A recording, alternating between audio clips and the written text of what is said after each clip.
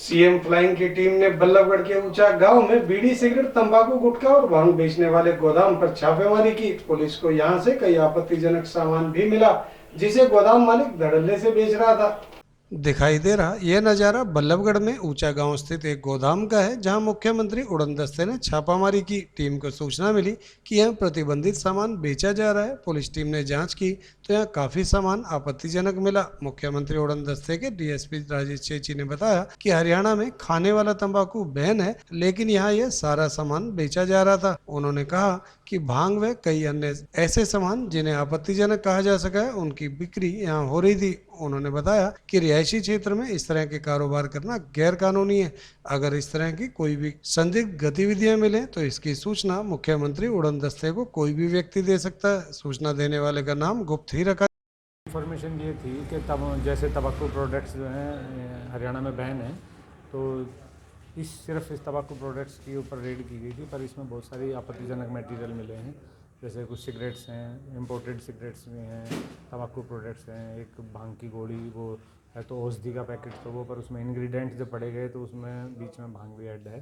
तो उसमें डॉक्टर साहब आए हुए हैं, डॉक्टर साहब भी आए हुए हैं और पूरी टीम है, और जीएसटी और डिपार्टमेंट उनको भी बुलाया गया है कि ये, क्योंकि ये डोमेस्टिक एरिया है, रेजिडेंशियल एरिया, और इसमें कमर्शियल एक्टिविटी चल रही है, वो वाला एंगल पे भी देखेंगे। जीएसटी को कहीं ना कहीं ऐसे चोरी बता रहे हैं कि जीएसटी का कहीं ना कहीं नुकसान। वो सभी कंसर्न डिपार्टमेंट अपना अपना काम करते हैं, तो उनको भी इन्फॉर्मेशन दी है, वो भी आ रहे हैं कि टैक्स चोरी और बिल है नहीं है, कहाँ से लेके आता है, कहाँ दे के आता है, तो वो जांच करें। सर, जब से शहर में आए हैं, एक चर्चा का विषय है, लोगों में भय भी है जो इस तरह का गलत काम करते हैं। क्या कुछ संदेश उन लोगों को देना चाहेंगे जो इस तरह का गलत काम करते हैं, और कैसी टीम का पूरा साथ मिलता है, सब विभाग आपके साथ मिलकर काम करते हैं? एक्चुअली हमारे जो असल में हमारा तो काम सिर्फ डाकिए का है, इन्फॉर्मेशन देने का, और श्रेय भी मैं सबको देता हूँ, आप लोगों को और आम आदमी को जो इस तरह की सूचनाएं शेयर करते हैं हमारे साथ।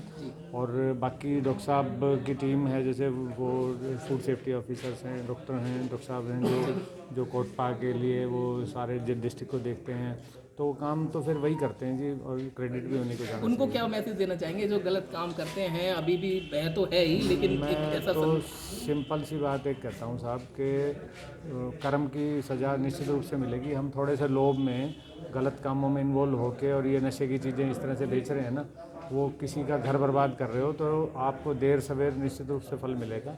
कानूनी प्रक्रिया तो अलग है, मैं एक स्पिरिचुअल बात करना चाह रहा हूँ आपसे। उनके खिलाफ क्या कार्रवाई बनती है और क्या कार्रवाई होगी? इसमें साहब अभी एक बार सारी जांच होगी, तो जो कंसर्न डिपार्टमेंट हैं वो, जैसे डॉक्टर साहब अभी सैंपल ले रहे हैं, उसके बाद डॉक्टर साहब का वो जो कोटपा से संबंधित जो मटेरियल है वो करेंगे, तो जो लीगल एक्शन है वो होगा। सर, बहुत लोग शिकायत देते होंगे, बहुत सारी कार्रवाई कराना चाहते हैं, कैसे जुड़ सकते हैं आपसे और कैसे उनकी जो है शिकायतें दूर कर रहे हैं? तो मेरा ही नंबर सबको बताता हूँ, 9654990375, ये सब बताएं, या मेल आईडी और नेट पे पड़ी हुई है, वो मेल कर सकते हैं, वो सूचना दें, और मैं आश्वासन देता हूँ कि नाम आपका बिल्कुल कभी भी डिस्क्लोज नहीं किया जाएगा कहीं भी, तो कोई खतरे की बात नहीं है। देशभक्ति की भावना सब में है, तो आप इस तरह से लोगों का जीवन बचाने में सहयोग कर सकते हैं। गोदाम के मालिक महावीर की माने तो उन्हें पता है यह गलत काम है, लेकिन अब वह इस काम को बंद कर रहे हैं, केवल परचून की दुकान ही चलाएंगे। महावीर ने कहा कि वह जीएसटी चोरी नहीं करते, उनके पास सभी सामान का बिल है। महावीर जी, क्या कुछ बेचने का काम करते थे? कहाँ से माल आता था और आज यहाँ पर? भैया पहले हम काम करते थे, अब इस काम को बंद कर रहे हैं, हमने परचून का ही काम कर रहे हैं। गुटखा बैन है, भांग के गोले, नशे की चीज़ें बेच रहे हैं आप? हाँ, ये सब बैन है, मैं मान रहा हूँ, लेकिन जो माल पहले पड़ा है इसको कंपनियों को वापसी करके अपना हिसाब करना। कहाँ से आया था माल, कहाँ से लाए थे? ये कंपनियों से ही आया है जी, दिल्ली से। दिल्ली में जैसे दुकानदार बैठे आपके गोदाम में है, लिस्ट कुछ आइडिया लगभग? जीएसटी की चोरी भी बताई है आपकी? मेरे पास बिल है। अच्छा महावीर जी, इसके अलावा भी कोई दूसरा गोदाम है जहाँ से ये कारोबार चल रहा है? क्योंकि पुलिस तो मालूम लगा लेगी। बिल्कुल कौन सा? कुछ मिक्स माल है इसमें, कुछ नकली बता रहे हैं, कुछ गलत सिगरेट है, कुछ वो सब स्कीम की है, जैसे कि किसी चीज़ में पाउच निकलता है वो हमें आगे मिलती है और हम आगे देते हैं। मान रहे हर हैं दुकानदार तरीके से चला रहे थे आप? क्या आपको पता नहीं, हम था तो कि दुकान ये से ही देते बैन हैं, है? हमारी सप्लाई नहीं है। महावीर जी, क्या आपको पता था ये बैन है? जब इतना बड़ा कारोबार कर रहे हो? नहीं, इतना बड़ा कारोबार नहीं है जी, बिल्कुल। तो ये तो पता ही होगा ये चीज बैन है, कूड़ा।